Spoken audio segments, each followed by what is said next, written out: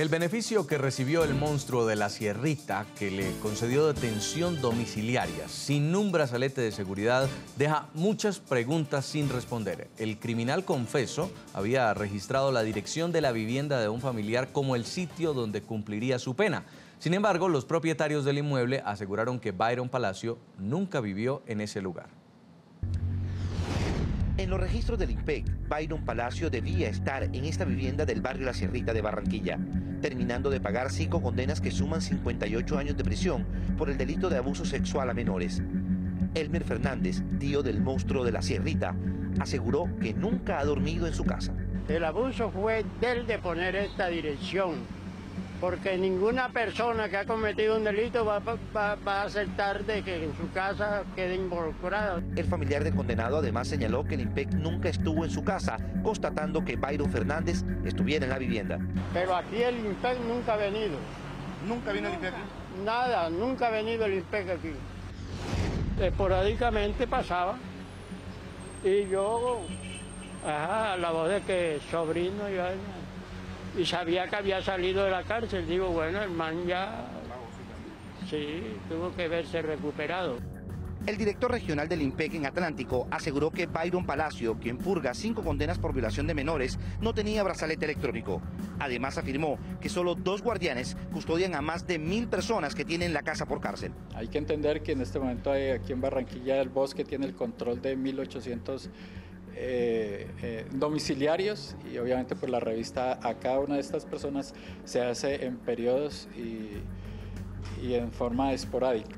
La Fiscalía aseguró que desde 1995 le sigue la pista desde Cúcuta y purgó parte de sus 5 condenas en cárceles de la costa. Se trata de un ciudadano que tiene antecedentes, condenas por delitos de agresiones sexuales desde hace muchos años, desde 1995, desde Cúcuta se registran estas condenas.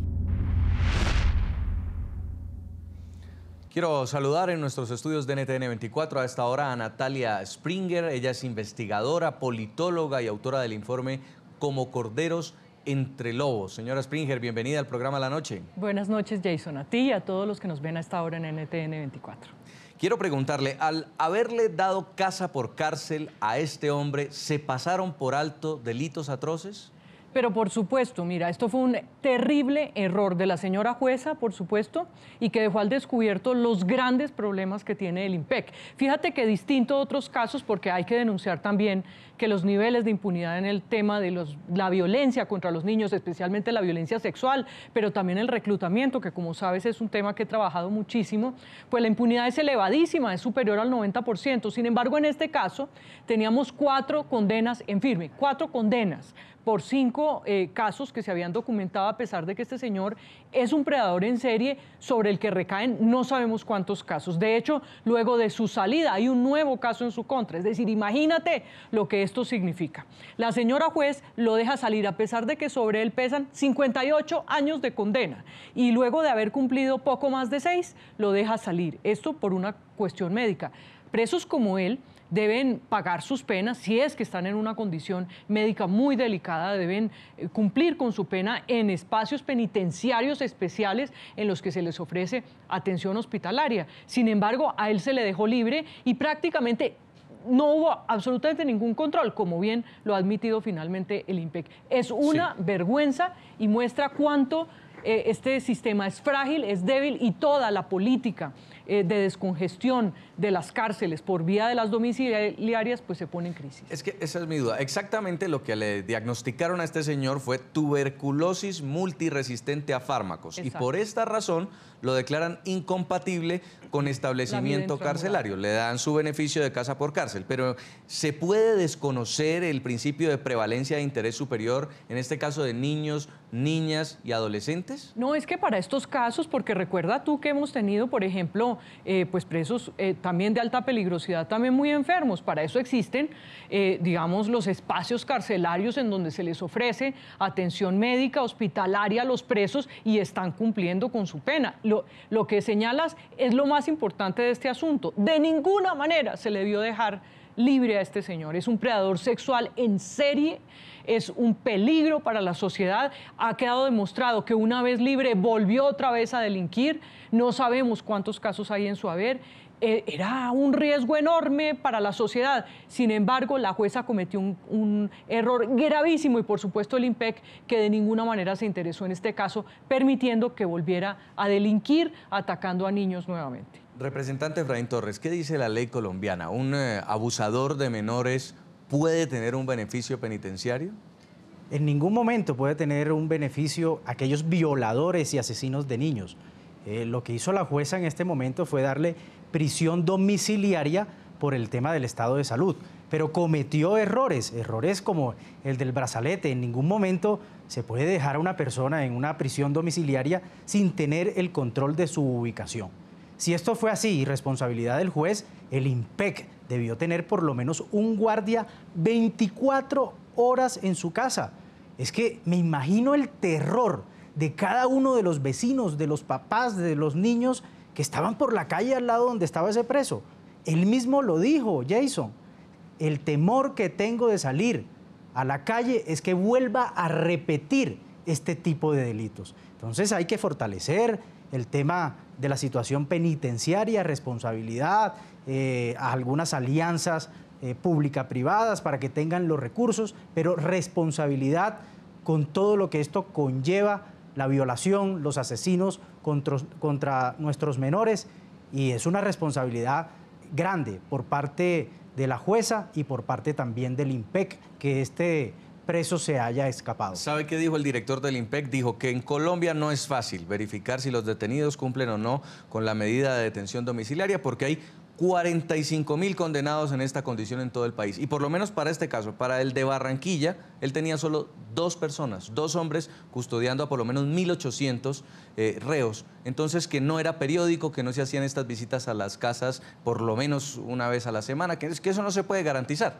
Eso es el colmo. Yo creo que hay que poner y darle prioridad al tipo de peligrosidad de alguno de los presos que tienen prisión domiciliaria. Yo creo que esta persona, así hayan 2 personas cuidando de él en prisión domiciliaria, deben por lo menos colocarle 24 horas el cuidado para que esta persona no esté por la calle. Entonces, esto quiere decir que el tema penitenciario está deficiente y hay que arreglarlo inmediatamente. Este tipo de personas no pueden estar por la calle asesinando, violando, dando miedo a los padres que, pues, con todo el odio y el terror del mundo, pues saben que hay personas que pueden violar y asesinar a sus niños. En otro caso, señora Springer, también se había conocido, como usted nos lo explicaba, que en plena detención este hombre había intentado abusar de otro menor de edad. ¿Por qué cree usted que la jueza no tiene en cuenta un nuevo hecho que se está registrando, por lo menos para echar para atrás la medida de la casa por cárcel? Pues hay varios elementos, entre otros recordemos que hay una crisis muy sostenida en el tema de la salud en las prisiones. La crisis es supremamente grave, Capricom no está prestando la atención médica y evidentemente este señor también era un peligro para la vida dentro de la prisión. Sin embargo, y me alegra mucho escuchar al representante Torres hablar con tanto sentido sobre este caso, porque es que el Congreso de la República tiene una enorme responsabilidad, no solamente en la crisis carcelaria y en que esto no se haya resuelto, sino también tiene una gran deuda con el tema de los niños. Desafortunadamente, solo responden algunas llamadas cuando este tipo de casos emergen, cuando hay elecciones, pero siempre están lejos de entrar a discutir estos temas de fondo y, por supuesto, con juicio, llevar a fin estas promesas que hacen en tiempos electorales. Yo quiero recordarle, por ejemplo, que todo el tema de descongestión y las implicaciones que tendrían también, por ejemplo, en el caso de abusadores de niños, pues también pasó por el Congreso. Desafortunadamente muchos no asistieron, estarían haciendo cosas más importantes, pero el Congreso tiene una enorme responsabilidad en este tipo de crisis, también en que este tipo de situaciones pues lleven a los jueces a tomar estas decisiones tan desafortunadas. Pero aquí hay una responsabilidad compartida en muchas partes y me gustaría creer que casos como este llaman la atención de la sociedad pero también del Congreso, también del IMPEC, por supuesto, del Ministerio de Justicia a la hora de proponer estas salidas de descongestión que terminan en estos asuntos aterradores como dejar libre a semejante predador sexual. Representante, usted radicó hoy una reforma constitucional que busca implementar cadena perpetua para violadores y asesinos de menores. No es la primera vez, usted ya viene trabajando en esto. ¿Por qué no ha podido? ¿No hay interés en sus colegas? Esto no es un tema coyuntural, ni de pronto de oportunismo, ni de populismo para aprovechar algún tema electoral, no. Esto es un tema que ya venimos trabajando de hace mucho tiempo. Se radicó el semestre pasado y lamentablemente por ser un acto legislativo, si no salía antes del 20 de junio, pues se caía. Nuevamente radicamos hoy el proyecto de acto legislativo para que se permita en la Constitución la posibilidad de cadena perpetua en Colombia. En el mismo momento, pues salió el caso del monstruo de la Sierrita e íbamos debajo del brazo con nuestro proyecto de acto legislativo a radicarlo si hubiera o no hubiera pasado el caso de ayer en Barranquilla. Sí, pero ¿por qué no se ha legislado sobre el tema? ¿Qué pasa con los congresistas? ¿No archivan estos proyectos? La vez pasada que hubo se archivó el proyecto de ley, pero creo que hay ambiente hoy en el Congreso de la República. El partido de la U, el presidente Santos, se comprometió a apoyar este proyecto de acto legislativo para que exista la cadena perpetua en Colombia. Yo creo que hay ambiente.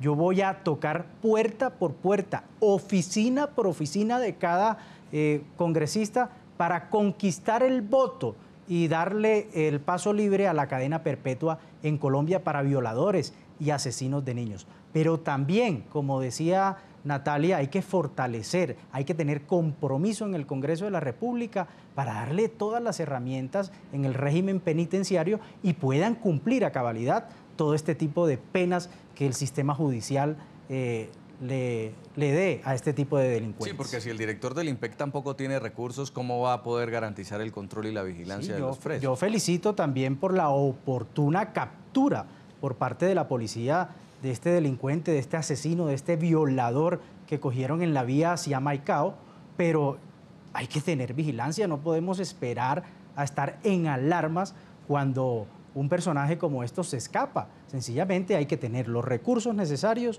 un régimen penitenciario bien establecido para poder cumplir con todas las condenas de este tipo de delincuentes. Y también unas penas bien establecidas para que la justicia realmente responda a esa responsabilidad de ese tipo de delitos. Mire, Garavito, el tema de Caquetá, 60 años, pero a veces le ponen el segundo Garavito 12 años solamente de prisión y ya salió a los 8 años y cometió el mismo tipo de delitos. Justamente... Yo quisiera saber, Jason, que me demuestren la primera persona que se haya regenerado a través de un tratamiento y no cometa este tipo de delitos. Este es el tema que vamos a tocar después de comerciales. No quiero que se me adelante porque hemos hecho un recuento de otros casos también de abusadores, de violadores y de asesinos de niños y qué ha pasado con ellos. Esto se los vamos a mostrar al regreso. Nosotros vamos a hacer una breve pausa. Mientras tanto, le seguimos preguntando a nuestros televidentes si la fuga del abusador de niños, de este monstruo de la Sierrita, es responsabilidad del IMPEC, que era el encargado de vigilarlo, de la jueza que le dio casa por cárcel o de la policía colombiana. ¿Ustedes qué piensan? Vamos a leer algunos mensajes que nos han llegado ya hasta ahora. Josie Quintero dice, primero, jueza que le otorga un beneficio. Segundo, IMPEC que no lo monitorea al beneficiado violador. Y tercero, la policía que no lo ve. También escribe Jamie Peña, dice, pues de la policía obviamente no, es de la mala justicia, es decir, del juez.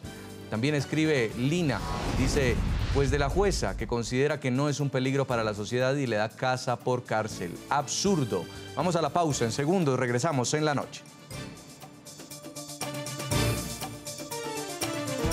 Ya regresamos con La Noche.